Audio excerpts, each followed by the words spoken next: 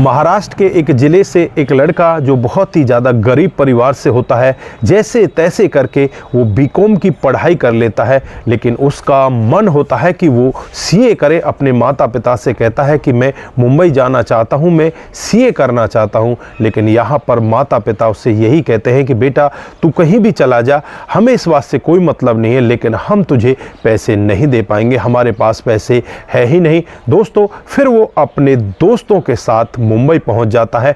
कुछ दिन तक तो दोस्तों के साथ जैसे तैसे करके गुजारा करता है, छोटी मोटी नौकरी करने लगता है। और लगभग 6 महीने बीतने के बाद एक दिन वो इतना ज़्यादा टूट जाता है क्योंकि उसके ऊपर बहुत ज़्यादा कर्जा हो जाता है। जो रूम का खर्चा होता है वो भी उसके ऊपर हो जाता है, खाने पीने का, राशन का बहुत सारा कर्जा उसके ऊपर हो जाता है। पार्क में बैठकर वो रोने लगता है। दोस्तों, वहीं पर एक महिला उसके पास आती है जिसकी उम्र लगभग 50 साल होती है। उससे वो कहने लगती है कि तुम क्यों परेशान हो, तुम नौकरी करना चाहते हो? तो यहाँ पर वो लड़का कहता है कि हाँ, मैं नौकरी करना चाहता हूँ, मुझे करना क्या होगा? तो वो मैडम उससे कहती है कि तुम्हें कुछ भी करना पड़े, तुम्हें पैसे मिल जाएंगे, तुम इस बात पर क्यों गौर दे रहे हो? तुम्हें क्या करना है, तुम्हें तुम्हारी ज़रूरत के हिसाब से पैसे मिल जाएंगे। उसके बाद वो महिला उसे वहीं पर 2000 रुपये देती है, अपना नंबर देती है। और उसके बाद जब वो वहाँ पर पहुँचता है तो उसका जीवन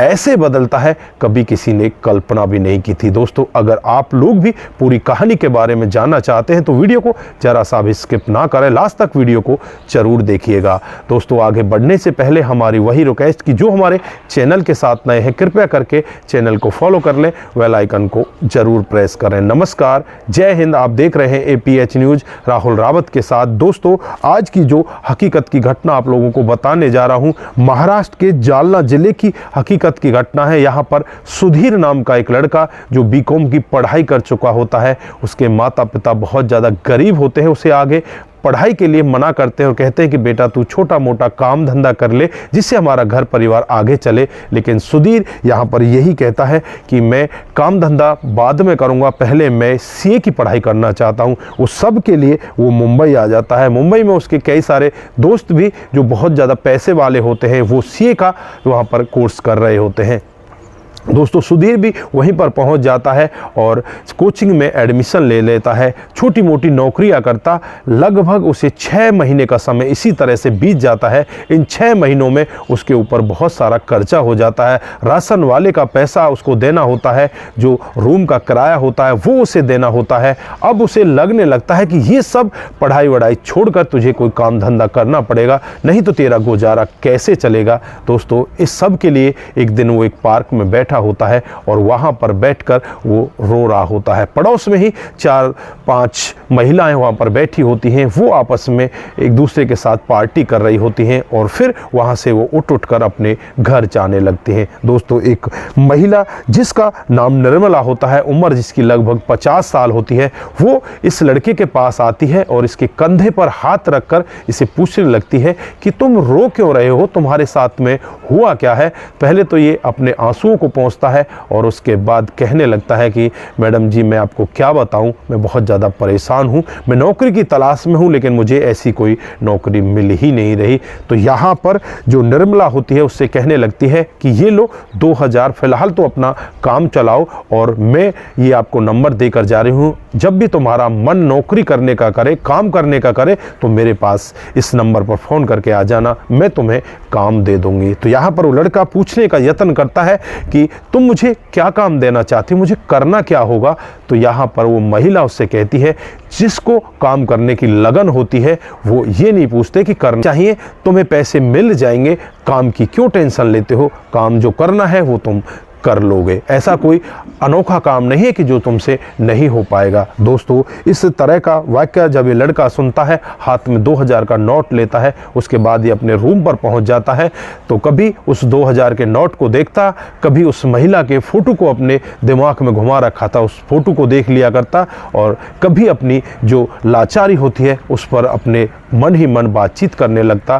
दोस्तों थोड़ी देर बाद उसके दिमाग में आता है कि उस महिला को फ़ोन किया जाए। फिर उस महिला को फ़ोन करता है और उससे कहता है कि आप मुझे बताइए मुझे कहाँ पर आना है, मैं काम करने के लिए तैयार हूँ। दोस्तों उसके बाद वो महिला उसको एक नंबर देती है कि इस नंबर पर चले जाओ, ये एड्रेस है और वहाँ जाकर तुम उनसे बातचीत कर लेना। दोस्तों जो एड्रेस उसे बताया जाता है उस एड्रेस पर ये लड़का पहुँच जाता है और जब वहाँ पर बेल बजाता है तो सामने एक महिला जिसकी उम्र लगभग 40 साल होती है, जिसका नाम कोमल होता है, वो गेट को खोलती है और गेट को खोलने के बाद उससे कहती है कि अंदर आओ। अब इस लड़के के मन में बहुत सारे सवाल चल रहे होते हैं कि यहाँ पर मेरे साथ में होगा क्या, क्या मुझे यहाँ पर करना पड़ेगा। सुधीर मन ही मन में ऐसे बहुत सारे सवालों को लेकर वहाँ पर बैठ जाता है। ये महिला उससे कहती है कि बताओ खाने में क्या लोगे, क्या पियोगे।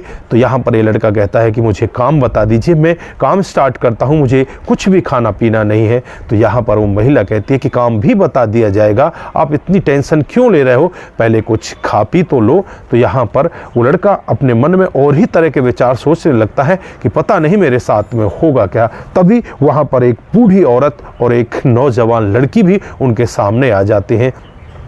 अब यहाँ पर ये लड़का और ज़्यादा सोचने लगता है कि अब मेरे साथ में पता नहीं क्या होगा, मैं यहाँ पर क्या करने आया हूँ, मुझे करना क्या है। इसके दिमाग में बहुत सारे सवाल घूम रहे होते हैं। फिर यहाँ पर जो कोमल होती है इससे कहने लगती है कि तुम्हें ज़्यादा कुछ नहीं करना, तुम्हें हमारे ज़रूरतों का जो सामान है वो बाज़ार से लेकर हमारे घर पर ला कर देना है। हम तुम्हारी ज़रूरतों की पूर्ति करेंगे, तुम हमारी ज़रूरतों की पूर्ति करो। मुझे हमारी जो सहेली निर्मला है उसने बताया था कि तुम बहुत गरीब हो, पढ़ाई लिखाई करना चाहते हो, इसलिए तुम यहाँ पर आए हो, हम तुम्हें पैसा देंगे और तुम हमारा ये काम कर दिया करो। मन ही मन सोचने लगता है कि यार यहाँ पर ये मुझसे ऐसा क्यों करवा रहे हैं, इनके घर में कोई और नहीं है क्या। तो यहाँ पर वो पूछने लगता है कि तुम्हारे घर में और कोई है नहीं क्या। तो जो कोमल होती है वो बताने लगती है कि कुछ दिन पहले ही मेरे पति और मेरे ससुर एक ही दिन मर गए हैं, अब हमारे घर में कोई भी सहारा नहीं है और हम लोग बाहर नहीं जा सकते, हमारी मजबूरी है। तो यहाँ पर वो लड़का पूछने लगता है कि तुम्हारी क्या मजबूरी है, तुम क्यों नहीं बाहर जा सकती। तो यहाँ पर वो अपना पूरा वाक्य बताते हैं कि कुछ लोग इस तरह से हमारे घर को हड़पना चाहते हैं, हमें धमकियाँ देते हैं, इस वजह से हम लोग बाहर नहीं जा पाते, इसलिए हमने तुमको हायर किया, तुम हमें सामान ला दिया करना, उसके बाद हमें ज़्यादा कुछ नहीं चाहिए। दोस्तों यहाँ पर जो सुधीर होता है उनसे पैसे लेता है और पैसे लेकर सामान लेने के लिए बाजार की तरफ चल देता है। जैसे ही थोड़ी आगे बढ़ता है तो 4-5 लोग उसका रास्ता रोक लेते हैं और उससे कहने लगते हैं कि तू आ गया क्या मरने के लिए। तो यहाँ पर वो कहता है कि भाई मैं क्यों मरने के लिए आ गया। तो यहाँ उससे कहा जाता है कि इस घर में जो भी आएगा उसे हम मार देंगे, इस घर में दोबारा कदम मत रख देना, नहीं तो तुझे भी हम मार ही देंगे। दोस्तों अब यहाँ पर सुधीर उनसे कहता है कि ठीक है भैया, मैं क्यों यहाँ पर दोबारा कदम रखूँगा, यार मैं तो नौकरी करने के लिए आया हूँ, मजदूर की तरह से ही मुझे यहाँ पर काम करना है, मैं तो यहाँ पर इस तरह से पढ़ाई करने के लिए आया था, लेकिन मैं ऐसे पच्चड़ में क्यों पड़ूंगा, मैं तो यहाँ से सीधा भाग जाता हूँ। दोस्तों उसके बाद वो लड़का सीधा जाने लगता है, लेकिन फिर उसकी आत्मा उसे एक बार झकझोरती है और उससे यही पूछने लगती है कि तू इन पैसों को लेकर क्यों भाग रहा है, तू उनकी मदद नहीं कर सकता तो उनको पैसे वापस दे दे। फिर यहाँ पर वो कोमल को फ़ोन करता है और कोमल से कहता है कि मैडम मैं आपकी मदद नहीं कर सकता, आपके पैसे मैं वापस दे जाऊँगा, लेकिन ऐसा मुझे क्यों फंसा रही हो, मुझे क्यों मरवाना चाहती हो। तो यहाँ पर कोमल रोते हुए कहने लगती है कि ठीक है भैया, आपकी जैसी इच्छा, आपको भी आपकी जान प्यारी है, हमारा तो जैसे तैसे होगा वो देखा जाएगा। फिर यहाँ पर वो लड़का सोचने लगता है कि यार एक बार तो मुझे उनके पास चलना चाहिए, उनकी मजबूरी के बारे में जांचना चाहिए। फिर यहाँ पर वो सामान खरीदता है और सामान खरीदने के बाद डरता हुआ सीधे उनके घर पर पहुंच जाता है। इधर जो लोग इसे धमकी देकर गए थे वो लोग वहाँ पर इसे दिखाई नहीं देते, क्योंकि वो लोग समझ रहे थे कि अब ये डर चुका है, अब ये वापस नहीं आएगा। दोस्तों फिर ये वहाँ पर पहुँच जाता है और बैठकर उनके बारे में, उनके जीवन के बारे में पूछने लगता है। तो यहाँ पर कोमल बताने लगती है कि दिन का वाक्य होता है जब मेरे पति और मेरे ससुर गाड़ी से बाहर जा रहे होते हैं, तभी उनकी गाड़ी खाई में चली जाती है और खाई में जाने के बाद उन दोनों की मौत हो जाती है। उनकी मौत को लगभग 1 साल का समय बीत चुका है और उस दिन के बाद से ही ये लोग हमारे घर पर कब्जा करवाना चाहते हैं। ये चाहते हैं कि हमें यहाँ से भगा दिया जाए और इस घर पर हम कब्जा कर लें, लेकिन हम ऐसा नहीं होने देंगे। इसलिए हमने यहाँ पर सीसीटीवी कैमरे लगवा रखे हैं। वो यहाँ तो नहीं आ सकते, लेकिन हम अगर बाहर जाएं तो हमें वो नुकसान पहुँचा सकते हैं। हमारे 2 बच्चे भी हैं, हमने उनको अपनी एक रिश्तेदारी में छुपा कर रखा हुआ है, कहीं उन बच्चों को ये नुकसान ना पहुँचे। दोस्तों, इतनी भावपूर्ण जब बातें ये लड़का सुनता है तो इसके दिमाग में भी और ही तरह के सवाल घूमने लगते हैं और इसे फिलहाल वहाँ पर रात हो चुकी होती है। अब यहाँ पर कोमल खाना बनाती है और खाने बनाते बनाते उसे खाना खिलाया जाता है और उसे सारी बातें बता दी जाती हैं। इधर जो इसकी ननद होती है, जिसकी उम्र 25 साल के लगभग होती है, उसका नाम निशा होता है। जब निशा के बारे में पता चलता है तो निशा एक सीए होती है, जिसने सीए का कोर्स कर लिया होता है और अब वो बाहर नौकरी करने नहीं जा सकती। तो निशा के पिता थे, वो भी सीए थे, उनका भी अच्छा कारोबार था। अब यहाँ पर सुधीर को एक और उम्मीद नज़र आती है कि तू सीए के लिए बाहर बार इधर उधर भटकेगा तो इससे बेहतर यही होगा तू यहाँ पर इन लोगों की मदद कर और इस निशा से सीए की पढ़ाई के बारे में सीख। दोस्तों, निशा से भी जब इसकी बातचीत होती है तो निशा यही कहती है कि तुम पढ़ाई के लिए कुछ भी नौकरी करना चाहते हो, ये व्यवहार आपका मुझे बहुत अच्छा लगा। इस सब के लिए निशा भी उससे बातचीत करती है और उससे आश्वासन देती है कि मैं तुम्हें आगे पढ़ा दिया करूँगी। दोस्तों, अब यहाँ पर ये लड़का डर तो रहा होता है, डर में जी रहा होता है, लेकिन यहाँ पर इसे लग भी ऐसा रहा था कि मुझे इन सब की मदद करनी चाहिए। फिर अपने एक दोस्त के पास फ़ोन करता है, उस दोस्त से पूरा वाक्य बताता है, यार इस तरह का मामला है। जो दोस्त होता है उसका भाई मुंबई में ही आईपीएस कैडर में होता है। वो अपने भाई आईपीएस अधिकारी के पास फ़ोन करता है और उससे कहता है कि इस तरह का मामला है, मेरा दोस्त वहाँ पर फंस चुका है, एक परिवार इस तरह से फंसा हुआ है, अगर वो दोस्त वहाँ से निकलेगा तो वो लोग उसे रास्ते में ही पकड़ लेंगे, उसे मार देंगे। दोस्तों, यहाँ पर आईपीएस ऑफिसर उनसे 2 दिन का समय मांगता है और 2 दिन के बाद उनसे कहता है कि मैं एक टीम भेज रहा हूँ, जो वहाँ का नज़दीकी थाना होता है, वहाँ से एक टीम गठित की जाती है जो सिविल ड्रेस में वहाँ पर पहुँचती है।